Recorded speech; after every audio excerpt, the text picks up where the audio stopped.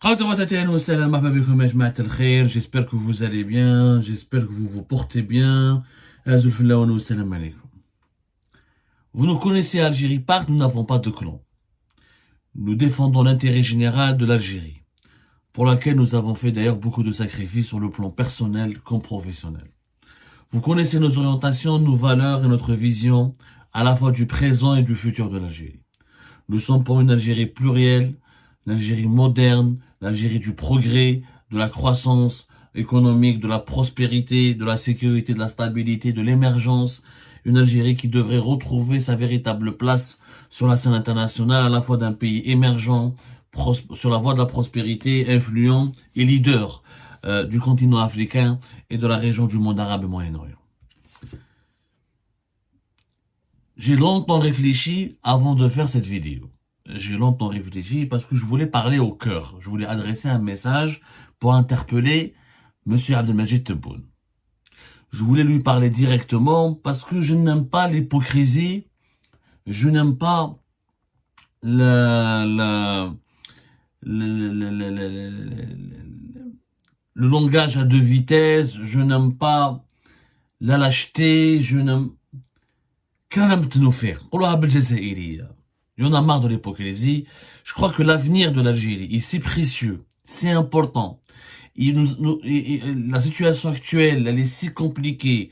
Nous sommes confrontés à des risques, à des dangers aussi imminents, et que les générations futures vont certainement nous questionner et nous responsabiliser sur ce que nous allons leur léguer comme pays.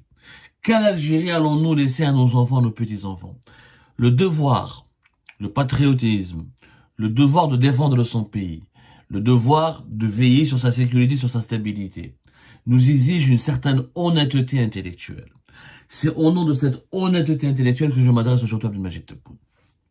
Nous sommes à la fin du mois de février 2024. Nous sommes à 6 mois, de point de vue réglementaire, à 6 mois de la convocation du corps électoral pour les élections présidentielles de décembre 2024. Le mandat présidentiel de Abdelmajid Tebboune se termine officiellement le 19 décembre 2024. Cela signifie qu'il faut organiser les élections au moins 1 ou 2 semaines avant la fin, l'achèvement du mandat présidentiel de Abdelmajid Tebboune.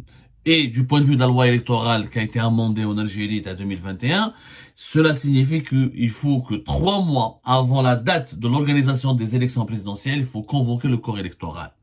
C'est-à-dire, il faut que début septembre, Abdelmajid Tebboune, le chef de l'État, s'exprime et convoque le corps électoral et annonce la date de l'organisation des élections présidentielles. La campagne électorale devra commencer à partir de début novembre 2024. Si on applique les dispositions juridiques qui sont en cours, on en a déjà parlé dans une émission. Sans entrer dans les détails techniques, aujourd'hui nous sommes à la fin du mois de février, il y a un climat politique totalement malsain en Algérie. C'est le seul pays au monde où nous avons où dans quelques mois nous aurons une élection présidentielle importante, où l'Algérie sera face à un tournant majeur de son histoire. Si on se trompe, si ce virage est mal négocié, on risque de subir une crise politique qui aura un impact économique et social et sécuritaire sans précédent dans l'histoire de l'Algérie. Nous évoluons dans un environnement géopolitique hyper dangereux, avec des conflits, des foyers de tension qui entourent notre territoire national, dans un monde de crise, dans un monde en perpétuelle mutation, dans un monde que ce soit sur le plan sanitaire, économique ou la technologique et militaire est en train de changer radicalement. Donc nous avons besoin d'un État et de leaders qui permettent à notre pays de s'adapter à ces mutations, à ces changements, tout en garantissant son développement.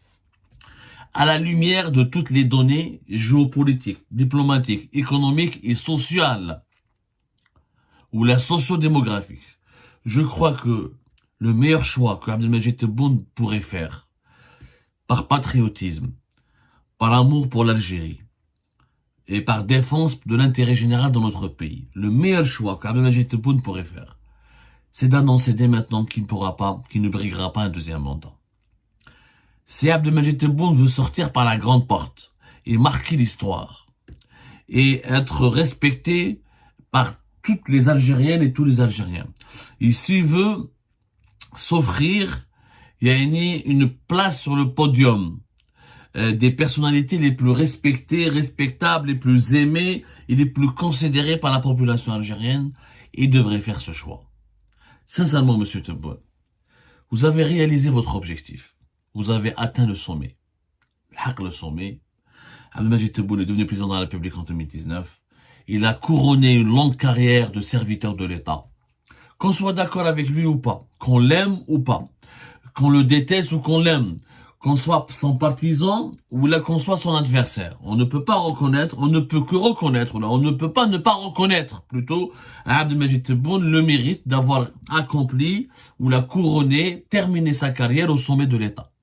De Wali, même de simple fonctionnaire dans une administration locale, jusqu'à chef de l'État, président de la République, Abdelmadjid Tebboune a accompli ou a grimpé tous les échelons. Il a accompli, il a passé ou l'a surmonté ou l'a réussi tous les examens. Il est devenu président. Il a fait un premier mandat. Il a essayé. Je ne peux pas remettre en cause les intentions d'Abdelmadjid Tebboune. Je peux remettre en cause ses actions. Il a essayé. Il a pensé ou il a cru faire de son mieux pour l'Algérie. Il a voulu apporter une dynamique en Algérie. De mon point de vue, il a échoué. Peut-être que ses partisans pourront avoir une autre vision, mais il y a les faits. Les faits sont têtus. Et les chiffres sont encore plus têtus. Nous avons une croissance économique très faible. Nous n'avons pas inauguré un grand projet depuis 2019. Le 25 février, Abdelmadjid Tebboune a inauguré officiellement la grande mosquée d'Alger, qui a été réalisée par le régime de Bouteflika et qui a été déjà première fois inaugurée en 2020. Il n'y a aucun mérite pour le régime de Tebboune d'inaugurer un projet dont il n'est même pas, dont il n'est même pas le responsable et dont il n'est même pas à l'origine de ce projet. Il n'a aucun mérite. La grande mosquée d'Alger, c'est Abdelaziz Bouteflika. C'est le régime de Bouteflika. Chefna, auparavant, le 22 février, un poste frontalier avec les Mauritaniens qui a été déjà inauguré et lancé par le régime Bouteflika à l'époque de Nordine Bedoui, ministre de l'Intérieur en 2018. Il y a mobilisé un chef d'État, il a invité un chef d'État étranger pour 2 postes frontaliers pour lancer une route. C'est pas digne de l'Algérie. Ça, le premier ministre algérien, le premier ministre mauritanien aurait suffi largement. Une route, on parle d'une route. Et je mets à Nes construisent des nouvelles capitales. Des gens sont en train de lancer des pays, lancent des usines de véhicules électriques. D'autres travaillent sur la démocratisation de l'accès à la 5G. Des pays exportent des voitures. Des pays sont en train de lancer des grands projets d'énergie renouvelable. Il y a des pays qui sont en train de lancer des nouveaux TGV, qui organisent des Coupes d'Afrique, des Coupes du Monde, des Jeux Olympiques, qui lancent des autoroutes hyper modernes. Là, nous sommes réduits à inaugurer une route en plein désert, dont on ne sait même pas quand est-ce qu'elle sera réceptionnée, 2 postes frontaliers, une zone de libre-échange, une grande mosquée qui date dont la réalisation revient ou a été assurée par l'ancien régime, un stade à Braqé, c'était l'ancien régime. Sarahatan, durant ce mandat, sur le plan économique, sur le plan des réalisations, on peut ne pas être, je dis pas ça pour détester, je suis pas en train de dire, je n'exprime pas une émotion. Je suis en train d'exprimer une idée rationnelle. Le bilan n'est pas du tout favorable à un deuxième mandat. En toute objectivité. Ça ne veut pas dire que je déteste M. Tebboune, ça ne veut pas dire que je suis contre lui, ça ne veut pas dire que j'ai de la haine vis-à-vis de lui. Je dis juste que, durant son mandat, il a essayé. Ça a mal commencé pour lui. Il était gravement malade de 2020 jusqu'à 2021. Ensuite, il y a eu la pandémie de la Covid-19 dont l'Algérie a du mal à se relever. Ensuite, il y a eu la guerre en Ukraine qui a modelé, qui a changé la face du monde. Mais 2022, il y a eu quand même des revenus pétroliers et gaziers historiques. Depuis 2014, depuis 2016, l'Algérie, en tout cas, n'a jamais gagné autant d'argent grâce à son pétrole et son gaz en 2022. Mais il n'y a pas eu de dynamique. Nous avons eu, l'inflation n'a jamais été aussi élevée dans l'histoire de l'Algérie. Nous avons une inflation à 2 chiffres qui a commencé bien avant la guerre en Ukraine, depuis 2021 jusqu'à 2024, jusqu'à ce début d'année 2024. Les Algériennes et les Algériens subissent une cherté de la vie, une inflation galopante parmi les plus élevées de la région et du continent africain. Et même une inflation beaucoup plus élevée que beaucoup de pays européens qui sont impliqués ou touchés directement par la guerre en Ukraine. Le bilan, il est là sous nos yeux. Et puis, il y a l'âge de M. Tebboune. 78 ans. 5 années supplémentaires, ça veut dire qu'Abdelmajid Tebboune devra être âgé de 83 ans. Ou chef Abdelmajid Tebboune, ça se voit qu'il est malade. C'est un homme âgé, malade. Je le dis avec beaucoup de respect, beaucoup de considération. Il peut pas donner plus que ce qu'il peut fournir. À un moment donné, un être humain doit savoir dire stop. Notamment quand son physique, quand son corps, quand sa santé ne peut pas lui permettre d'aller plus loin d'une certaine étape. Abdelmajid Tebboune a déjà une maladie personnelle que je ne veux pas révéler, dont je n'ai pas envie de parler. Ça concerne sa vie personnelle, son intimité, sa famille et ses proches. Je respecte cela. À cela, il faut rajouter les conséquences de la Covid-19. Les formes, les symptômes les plus graves de la Covid-19 ont quand même aggravé l'état de santé de Tebboune. Et ça va le marquer à vie. Cette période de convalescence et d'hospitalisation et de soins intensifs en Allemagne de pratiquement 6 mois, de plus de 80 jours. Je rappelle qu'Abdelmajid Tebboune avait battu le record du nombre de jours d'hospitalisation à l'étranger de Abdelaziz Bouteflika en 2013, entre 2020 et 2021. L'opération qu'il avait réalisée au niveau de son pied, ça a laissé des séquelles graves. On a vu en Mauritanie, on a vu à la grande mosquée d'Alger, Abdelmajid Tebboune marche très doucement, lentement. Il gère sa maladie. C'est courageux de sa part. C'est courageux. Il faudrait peut-être lui rendre hommage d'avoir accepté de rester, d'essayer en tout cas, d'essayer de gérer à la fois sa santé et de gérer à la fois les affaires de l'État. C'est hyper compliqué. Naturellement, il y a un staff médical qui l'entoure. Mais les meilleurs médecins du monde ne peuvent pas remplacer le corps d'un malade, ni le mental d'un malade. Je suis en train de marcher sur des œufs. Vous l'avez bien remarqué. J'essaie d'adresser ce message et de parler de la manière la plus respectueuse pour qu'on ne dise pas que j'ai envie de brusquer. J'ai pas envie de brusquer. J'ai pas envie d'offenser. Je n'ai pas envie de blesser. J'ai envie d'interpeller, de sensibiliser, d'alerter. L'Algérie, ses défis, la charge de travail qu'attend un président de la République, on a un chef d'État, nécessite un président plus jeune, un président en meilleur état de santé, un président plus frais, un président capable de fournir davantage d'efforts et de travail et de faire preuve de dynamisme et d'une énergie que M. Tebboune ne peut pas fournir à l'âge de 80 ans, 81 ans, 82 ans. On ne peut pas. Et ce message, je le dis dans l'intérêt de M. Tebboune. À un moment donné, M. Tebboune devrait penser à lui-même, à poursuivre ses soins, ses traitements, à sa famille. Il est grand-père, il est père, et c'est un époux. Les proches, il faut se mettre à la place de sa famille. Ils ont envie de profiter de leur père, de leur grand-père. Il n'y a pas mieux qu'une retraite tranquille, dans une résidence, avec tous les privilèges que va lui revenir en tant qu'ancien président de la République. Et en acceptant de sortir et de ne pas faire un deuxième mandat, il permettra à l'Algérie de connaître une véritable élection présidentielle transparente, parce que depuis la première élection présidentielle pluraliste de 1995, nous n'avons jamais eu de suspense. Même en 2019, le régime algérien a voulu créer une sorte de suspense entre Milhoub et Tebboune, mais tout le monde s'était douté que Tebboune était le préféré de Gaïd Salah et Abdelmajid Tebboune a remporté les élections. Aujourd'hui, il n'y a plus de débat.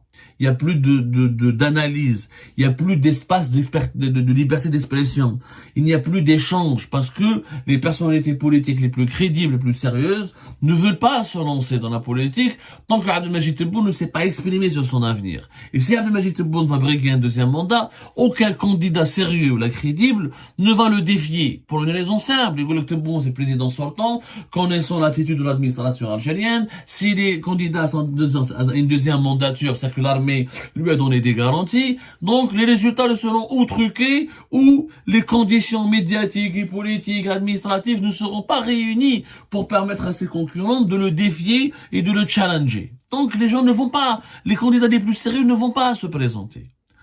Et puis, donc si Abdelmajid Tebboune ne se présente pas, on aura une élection, enfin des élections concurrentielle, une véritable compétition avec un choix qui peut revenir au peuple. Et la possibilité d'organiser une élection réellement crédible.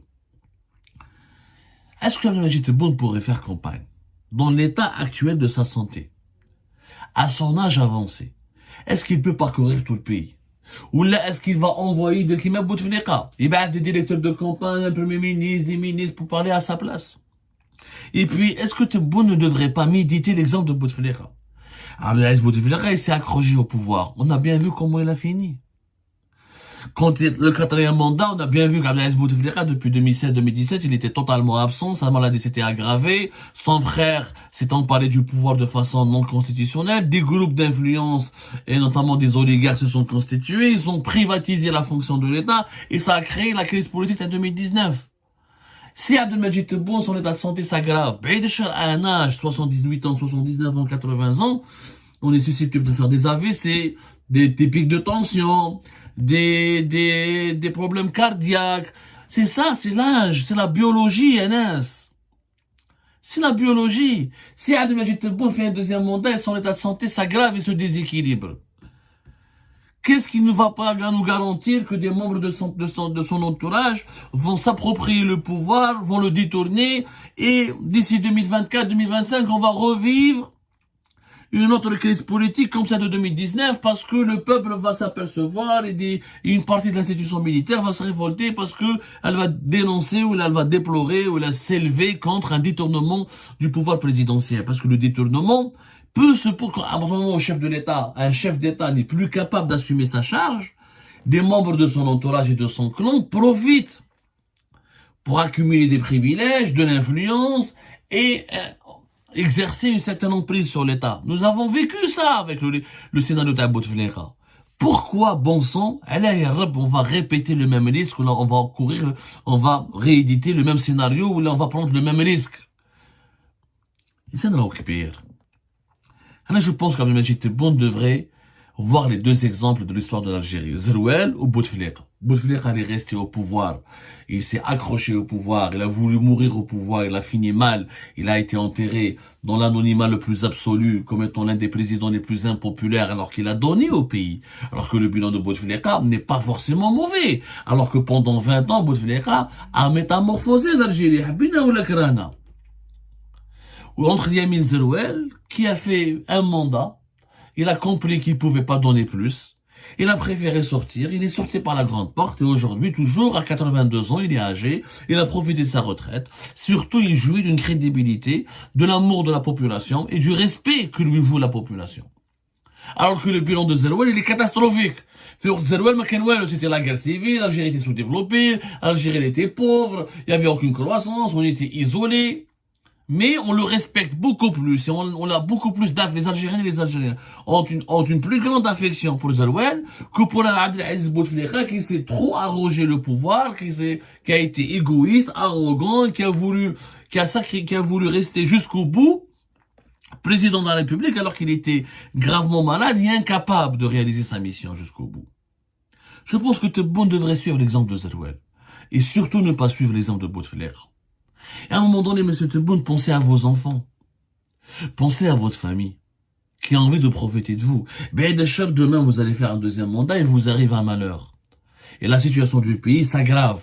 Ces problèmes socio-économiques vont s'aggraver. Ces problèmes géopolitiques et diplomatiques vont s'aggraver. Parce qu'en l'absence d'un président capable de travailler pendant 14 heures ou 15 heures par jour, C'est ce que nécessite l'Algérie comme travail au regard de l'ampleur de ses problèmes économiques, sociaux et politiques et diplomatiques. Demain, la population va vous imputer tous les malheurs du pays. Si par malheur vous décéderez, ou là vous allez mourir, ou là vous allez plus pouvoir exercer votre fonction, les gens vont vouloir se venger contre vos enfants, contre votre famille. شوف سعيد بوتفليقة واش صرالو. شوف les membres de la famille de Bouteflika واش صرالهم. شوفوا les partisans de Bouteflika واش صرالهم. Certains n'ont même pas volé, ils ont juste profité d'un ou de trois privilèges, on leur a collé des affaires, on les a poursuivis, persécutés, emprisonnés. Et on les a brisés pour toujours parce qu'on a exercé sur eux une vengeance, cette vengeance de tout un peuple qui cherchait un bouc émissaire pour se défouler sur lui et extérioriser toute cette colère provoquée par le sous-développement du pays et par ce sentiment d'humiliation. Les Algériens ont été humiliés depuis le 4e mandat. Un pays si riche, mais avec tellement de problèmes socio-économiques et politiques et un président impotent. Ça a été vu comme une humiliation par les Algériennes et les Algériens. Pourquoi Abdelmajid Tebboune devrait courir le même risque? Président, t'es entré dans l'histoire, t'as marqué l'histoire, t'as fait ce que tu pouvais faire, t'as essayé, t'as entrepris. Après le bilan, il y en a qui sont pour, il y en aura toujours qui sont contre. Mais si Abdelmajid Tebboune sort maintenant et accepte d'être le premier président qui fait une transition démocratique, à l'époque de Serwel, ça n'était pas une véritable. En 1999, on a bien vu que le pouvoir avait parrainé Abdelaziz Bouteflika ou que la compétition électorale n'était pas libre, ni indépendante, ni crédible à 100%, comme l'exigent les standards démocratiques en tout cas. Là, on a cette occasion. On a cette occasion de laisser le peuple choisir en toute maturité, parce que le peuple algérien maintenant, il est mature. Il a fait le Hirak, il a été pacifique, pas un pneu n'a été brûlé, il n'a pas détruit, il n'a pas brûlé. Chef Nabel, il est conscient, il a vécu la cherté de la vie, là, il est en train de subir dans sa chair les problèmes économiques et politiques, il est conscient des dangers géopolitiques. Maintenant, les Algériennes et les Algériens sont conscients, sont aptes de faire un choix. Attends l'occasion de faire un choix. Je crois que Abdelmajid Tebboune sera gagnant. Franchement, l'histoire lui rendra hommage pour l'éternité, comme étant le président conscient, comme le président qui a su quitter la table au bon moment, lorsqu'il fallait. C'est vraiment le meilleur choix. Et ce choix lui garantira l'amour du peuple, le respect des générations futures, l'affection des simples mortels, des simples Algériennes et Algériens, qui diront voilà un père qui a voulu veiller sur sa famille, le pays, la patrie jusqu'au bout, et qui n'a pas été égoïste, et qui a préféré partir et assurer une transition pour laisser la place à quelqu'un en meilleure santé que lui, de plus jeune que lui, de plus capable de donner et de reconstruire et de redresser l'Algérie. C'est le meilleur choix, monsieur Tebboune. C'est un jeune Algérien qui vous parle. Un adversaire, certainement, vos partisans me détestent, me diabolisent, m'insultent régulièrement, mais en tout cas, ils ne peuvent pas me remettre en cause la sincérité de mes propos et de mes engagements. Peut-être vos partisans ne vous tiendront pas ce discours, parce qu'ils voudront que vous restiez président pour qu'ils continuent de profiter des privilèges que leur procure la proximité qu'ils ont nourrie avec vous. Mais en tout cas, moi je vous le dis, je suis un simple Algérien, observateur de l'actualité de mon pays, acteur de l'actualité de mon pays. Je vous le dis en toute sincérité. Vous serez gagnant et l'histoire vous rendra hommage. Si vous quittez maintenant votre poste, par maintenant vous terminez votre mandat présidentiel, si vous renoncez à briguer un deuxième mandat, et si vous acceptez de transmettre le pouvoir pour la première fois de l'histoire du pays dans des conditions pacifiques, sereines, en acceptant les résultats d'une élection démocratique, vous feriez le meilleur cadeau pour l'Algérie et son avenir. Et l'Algérie vous le rendra tout le bien que vous allez faire. Je pense que la décision s'impose. Pensez à vous-même, à votre famille, à vos enfants, à votre entourage, à votre santé. Terminez votre vie, terminez vos jours tranquillement, en savourant le poids en savourant cette responsabilité que vous avez assumée jusqu'au bout. Ne faites pas l'erreur de Abdelaziz Bouteflika. Ne vous accrochez pas à un pouvoir qui n'est pas éternel, qui est illusoire, et qui pourrait aggraver ensuite votre problème de santé, et qui pourrait ensuite procurer à vos enfants, ou là à vos proches et à votre famille, les pires malheurs de ce que l'Algérie pourrait subir lorsque vous ne serez pas capable de la redresser comme il faut, parce que vous n'auriez pas ni l'état de santé, ni les conditions psychologiques ou physiques qui permettront d'accomplir votre tâche de président de la République. J'espère que ce message sera écouté à sa juste valeur, bien compris. C'est le message d'un enfant à un père, d'un Algérien à son président, d'un patriote à son chef d'État.